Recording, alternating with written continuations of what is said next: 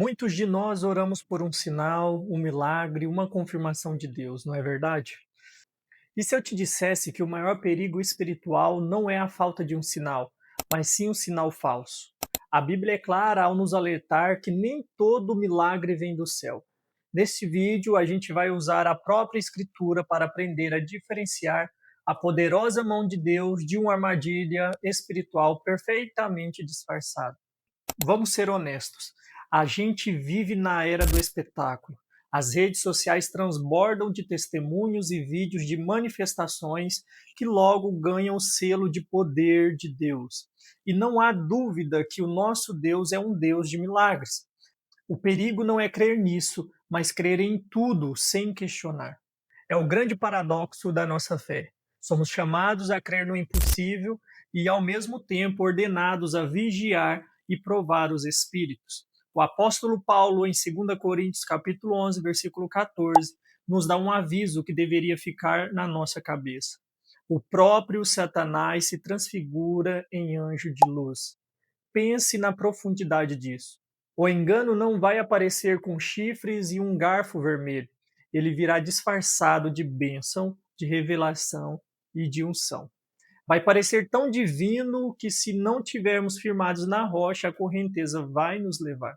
É por isso que o discernimento espiritual não é um luxo, um dom excepcional para crentes nível hard.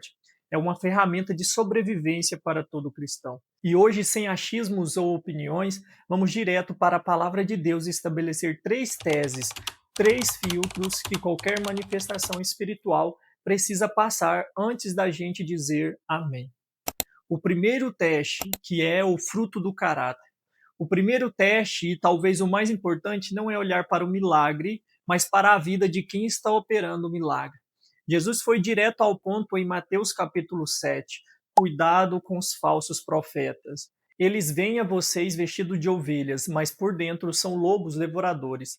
Vocês os reconhecerão por seus frutos. Percebeu? Ele não disse pelos seus milagres ou pelos seus dons. Ele disse pelos seus frutos.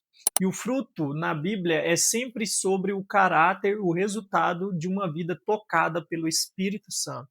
Amor, alegria, paz, paciência, amabilidade, bondade, fidelidade, mansidão, domínio próprio, como lemos em Gálatas capítulo 5. Então, a primeira pergunta a se fazer é: qual é o fruto visível da vida dessa pessoa? Ela demonstra humildade ou vive para a própria imagem? O ensino dela promove unidade ou causa fofoca e divisão? A mensagem principal glorifica Jesus e a cruz ou foca no homem, no poder e na prosperidade? Um lobo pode até usar a pele de uma ovelha, mas ele não consegue produzir o fruto de uma ovelha. Um falso profeta pode, com a permissão de Deus, operar sinais. Vimos isso com os magos do Egito que copiaram algumas pragas de Moisés. Mas o que o engano não consegue falsificar de verdade é um caráter santo. O engano sempre deixa um rastro de orgulho, ganância, imoralidade ou manipulação. Então, antes de se impressionar com o poder, analise o caráter. A árvore sempre se revela pelo fruto. O segundo teste, a conformidade com a palavra. O nosso filtro, que também não dá para negociar, é a palavra de Deus. Uma obra de Deus nunca vai contradizer a Bíblia que ele mesmo inspirou. Deus não se contradiz. O Espírito Santo que nos deu a Bíblia não vai revelar algo hoje que anula o que já foi dito. Em Deuteronômio 13, Deus dá um dos seus avisos mais sérios sobre isso. Ele diz ao povo de Israel que, se um profeta aparecer para anunciar um sinal, e esse sinal realmente acontecer, mas logo depois ele te convidar para seguir outros deuses, não dê ouvidos a ele. Pense bem, o milagre era real, o sinal aconteceu, mas a intenção era desviar o povo da verdade. Deus diz que ele mesmo permite isso para nos provar, para saber se vocês amam o Senhor, o seu Deus, de todo o coração e de toda a alma. Isso nos leva a uma verdade um pouco incômoda. O milagre por si só não valida uma mensagem. É a mensagem que valida o milagre.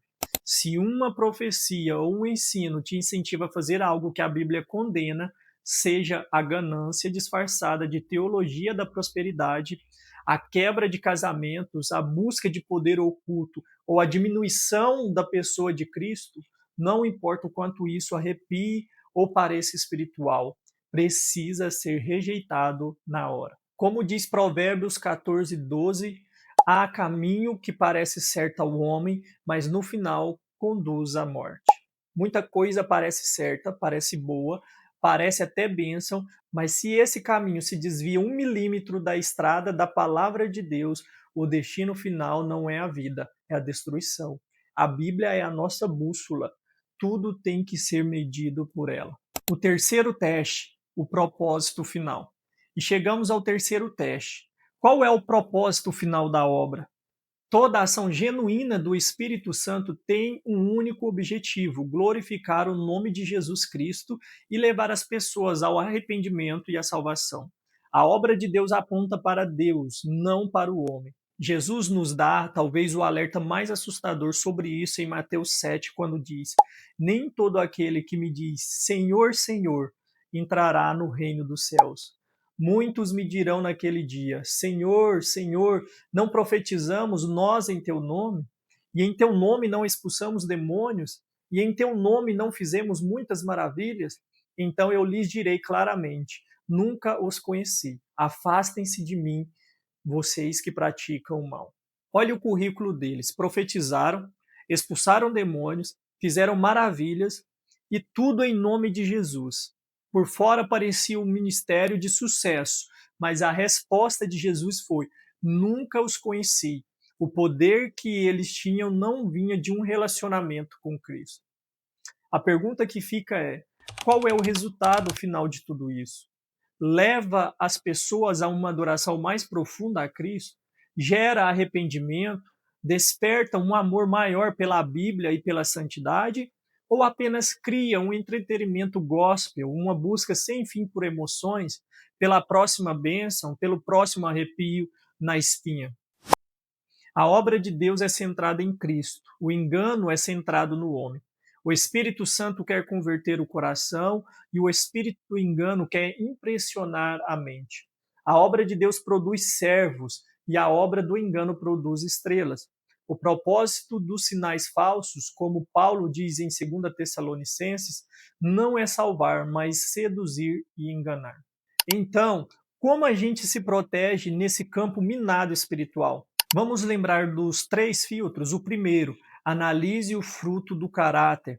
O segundo, meça tudo pela régua da palavra. E o terceiro, examine o propósito final da obra. O objetivo aqui não é te transformar num cético, mas num crente maduro e sóbrio, como a Bíblia nos ensina. Não é para apagar o fogo do Espírito, mas para saber qual fogo é santo e qual fogo é estranho. O discernimento não vem do medo, ele nasce de um relacionamento profundo com o nosso pastor. Quanto mais perto você anda de Jesus, mais fácil fica reconhecer a voz dele e identificar a voz do estranho. Nossa segurança não está em buscar mais sinais, mas em buscar mais do Deus dos sinais. Mergulhe na palavra, fortaleça sua vida de oração e faça parte de uma igreja local que prega a verdade. Assim você estará firme na rocha e nenhuma tempestade de engano, por mais forte que pareça, vai conseguir te abalar. E agora eu quero te ouvir. Você já passou por algo que parecia ser de Deus, mas depois viu que não era? Como a palavra te ajudou a enxergar a verdade? Deixe seu comentário aqui embaixo. Sua história pode fortalecer e alertar muita gente. E se essa mensagem foi importante para você, curta o vídeo e se inscreva no canal para não perder nossos próximos estudos. Que Deus te abençoe e te guarde em toda a verdade. Amém.